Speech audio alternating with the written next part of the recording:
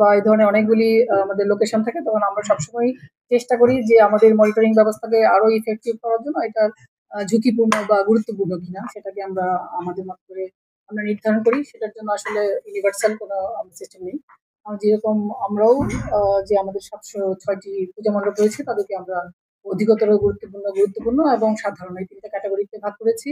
আসলে গুরুত্বপূর্ণ বলতে আমরা অধিক গুরুত্বপূর্ণ বলতে আমরা অনেকগুলি ক্রাইটেরিয়াকে বোঝাচ্ছি। যেমন হচ্ছে যে সবচেয়ে বড় যে পূজা মণ্ডপ যেখানে সবচেয়ে বেশি হচ্ছে হ্যাঁ, পুণ্যার্থীরা আসবেন।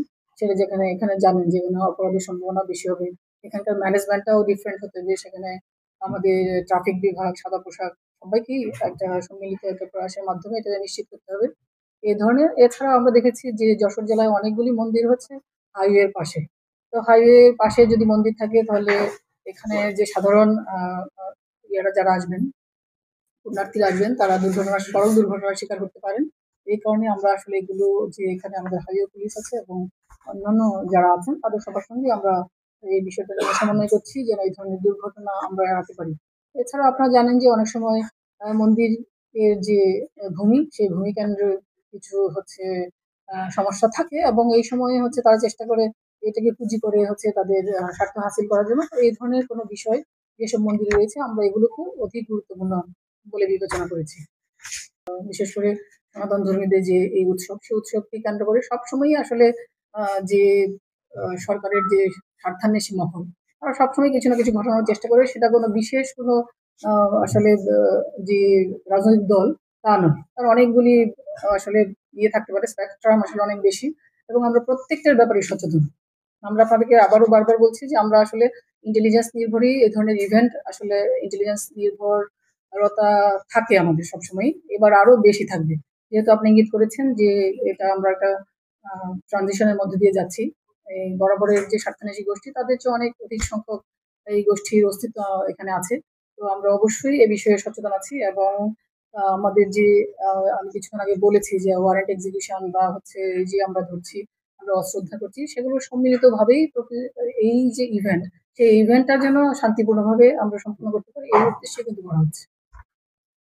যে আমরা উৎসাহিত করছি আমাদের প্রত্যেকটা যে পূজা মণ্ডপের ব্যবস্থাপনা যারা রয়েছেন যেন তারা একটা সিসিটিভির ব্যবস্থা করেন। এটা সরকার থেকেও আসলে নির্দেশনা রয়েছে। সেই হিসাবে আমরা আসলে এটা ফ্রেন্ডলি ম্যানারের মাধ্যমেই সেটা নিশ্চিত করার চেষ্টা করছি।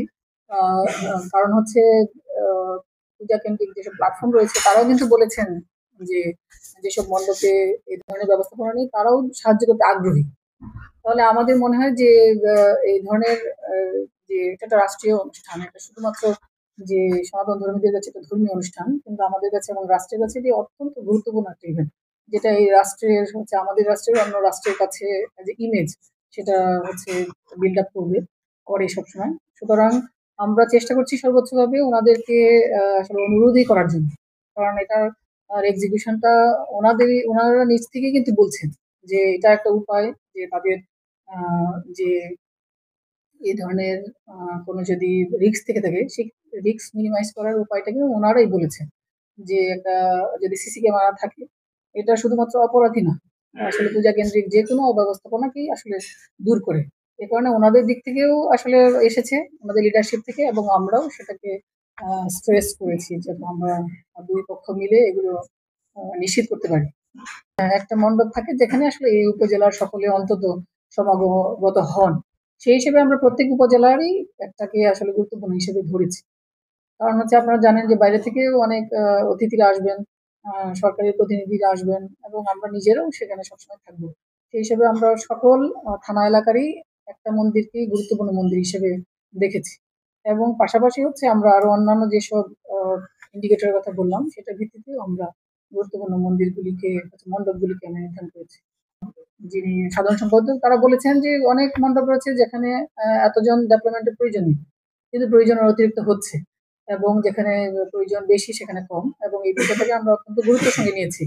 আমরা ইতিমধ্যে জেলা প্রশাসক মহোদয়কে বলেছি যে এই বিষয়টা যেন আমরা ভালোভাবে মাঠ পর্যায়ে সমন্বয় করতে পারি।